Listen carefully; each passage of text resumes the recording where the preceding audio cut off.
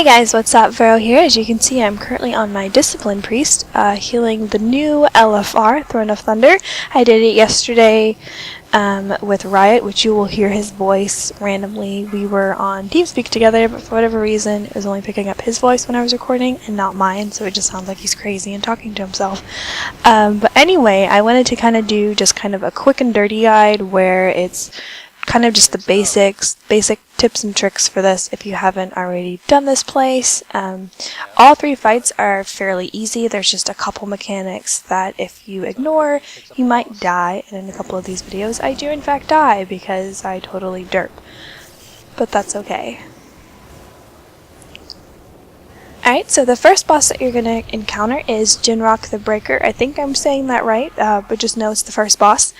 And I'm going to go over kind of the tanking things, anything that DPS have to worry about, and then anything that healers have to worry about. So first, for tanks, you're going to want to worry about Thundering Throw.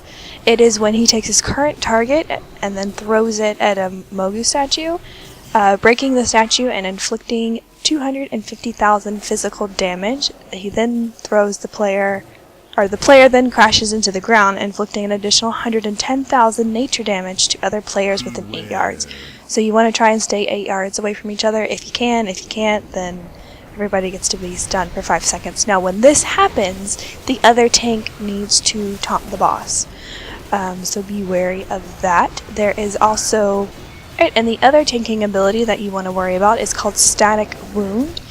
It is when he statically constricts the target, inflicting 15,000 nature damage per stack. When taking melee attacks, additionally inflicts a third of that damage to other players. This effect stacks but decreases in potency over time. So you want to swap at 10 stacks if possible. And the other thing that you're going to have to worry about for DPS is something called Focused Lightning. It is an orb that appears on the ground. If you have DBM, it'll warn you when you have it, and it'll also warn you when other people have it, which is good if you're a healer, because you want to put like a little heal on them because they're going to have to get hit by it. But basically, it's just a Focused Lightning orb. It fixates on a player. Just run out to the edge and inflicts 125,000 nature damage to all players within 2 yards, so just make sure you're not standing near anybody. And what I found other people were doing and what I tried to do, I think I do in this video, is when you have Focused Lightning, go over to the edge where no one else is, let it smack into you, and then it'll stop following you because it detonates when it reaches you, and then just walk out of it. Since I'm a healer, I can just shield myself afterwards. But just kind of be wary of who has it if you're a healer. That way you can kind of put like a rejuve on them or put something on them to prepare them for the fight. When you're taking this boss, you want to make sure that you are standing in the giant puddles of water that you will see appear on the ground. This way the melee will automatically come into them, as well as ranged and healers. In our run, our lovely tanks, we're not always standing in the water until the end, which is totally fine because we still did okay. But when you're standing in the water, you get fluidity, which grants 60% increased healing, and you inflict an additional 40% damage. However, when you're standing in this, you also take 50% increased nature damage.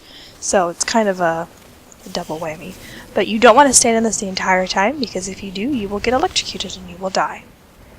Jin'rokh does an ability called a Lightning Storm. During this point, the tank, you will want to move the boss to the middle. I don't know if he moves to the middle on his own or if the tanks were just moving him. And all the DPS and all the healers will want to go to the middle as well, because he ends up electrifying the water. So if you're standing still in the water, you will get electrocuted and you will take a lot of damage. I found this was definitely a heavy AoE phase, so healers, be ready for your AoE heals, tranquility, all of that good stuff.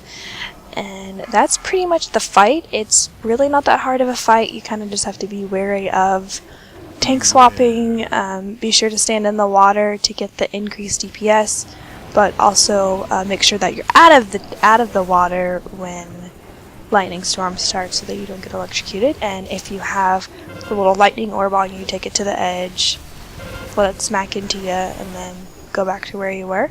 But this fight's pretty easy, so I hope you guys enjoy this quick guide and hope you get lots of loot from this boss, and hope you guys have a good day. Goodbye.